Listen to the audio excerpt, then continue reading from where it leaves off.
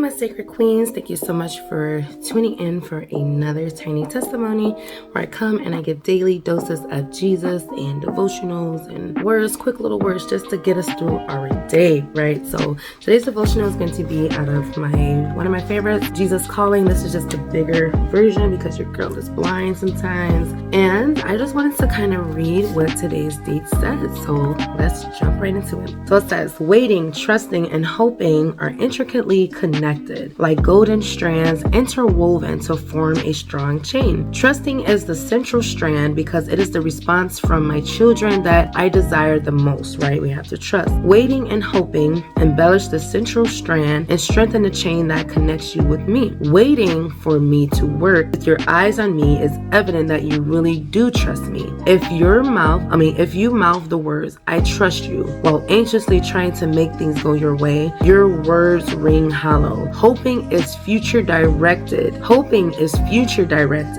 connecting you to your inheritance in heaven. Hoping. However, the benefits of hope fall fully on you in the presence. That's true, because you are mine and you don't just pass time in your waiting. You can wait expectantly, right? Did you know that we can expect God? It's not like a disrespect, oh, hurry up, I'm waiting on you to move, make a move.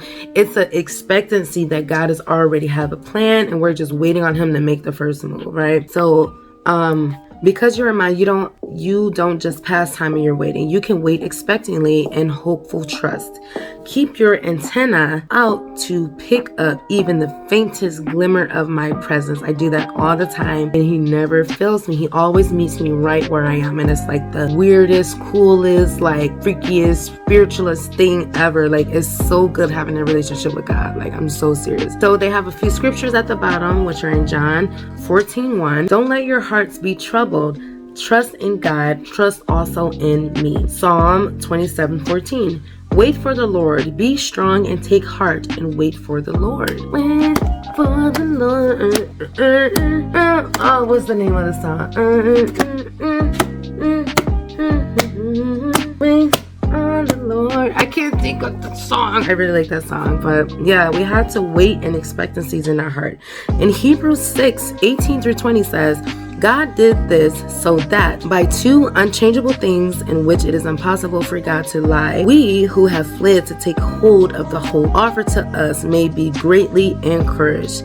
We have this hope as an anchor for the soul, firm and secure. It enters the inner sanctuary behind the curtain where Jesus, who went before us, has entered on our behalf. He has become a high priest forever in the order of